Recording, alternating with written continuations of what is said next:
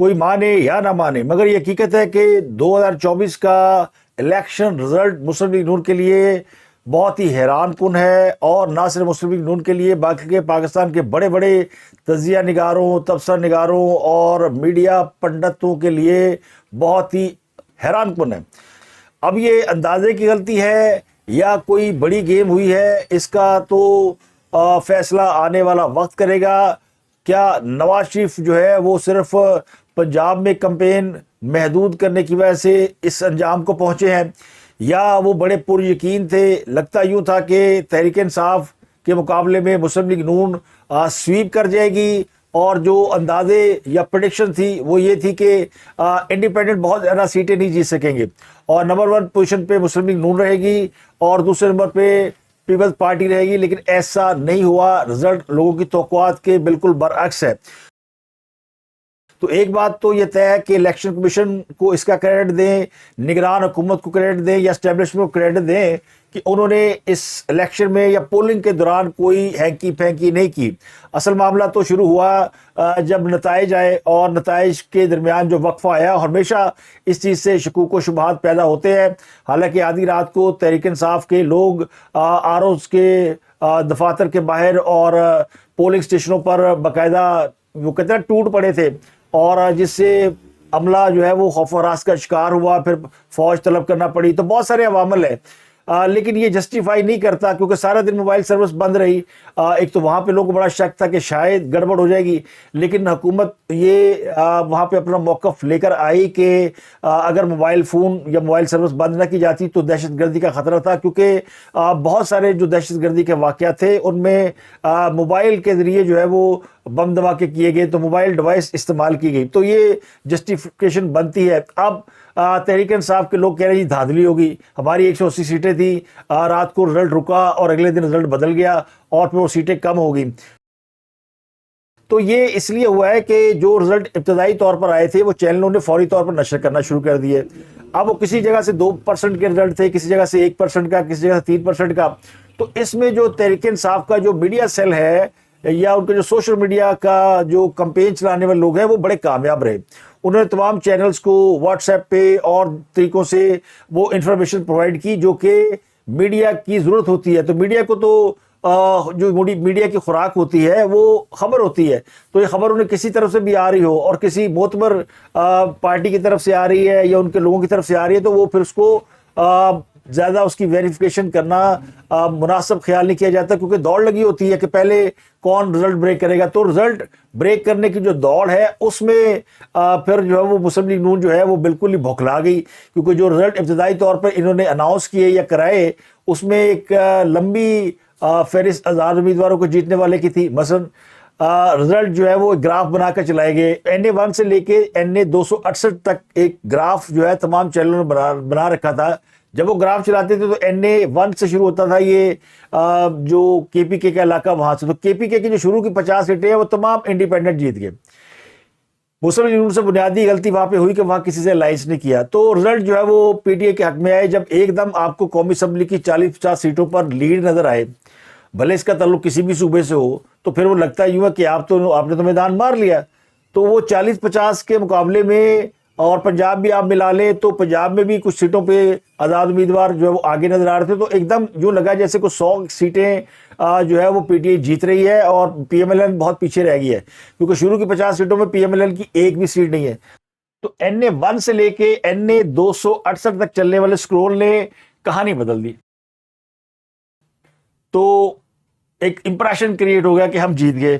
اور لیکن ایک بات ہے کہ ووٹر ٹرن آؤٹ بہت زیادہ رہا اور لوگوں نے ووٹ ڈالا ہے، اس میں تو کوئی شک نہیں ہے۔ اب اس میں جو کوشچن مارک ہے کہ نواز شریف صاحب یا ان کی جماعت کے لوگ وہ مکمل طور پر پر یقین تھے کہ وہ ان کے لیے میدان ہموار ہے، PTI کمپین نہیں چلا پا رہی، ان کے پاس امیدوار نہیں ہے، لوگ بھاگے ہوئے ہیں، ووٹر ڈر کے مارے باہر نہیں نکلے گا کہیں ان کو پکڑنا لیا جائے، لیکن ایسا نہیں ہوا۔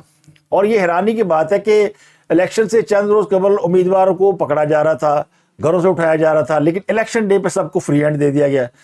چاہنے والے ہوتے ہیں یا محبت کرنے والے ہوتے ہیں طاقتور حلقے جو پاکستان کے سٹیک ہولڈر ہیں، انہوں نے شاید اس الیکشن میں یہ چیک کرنے کی کوشش کی ہے کہ ایکچوئل کس کا کتنا ووٹ بینک ہے.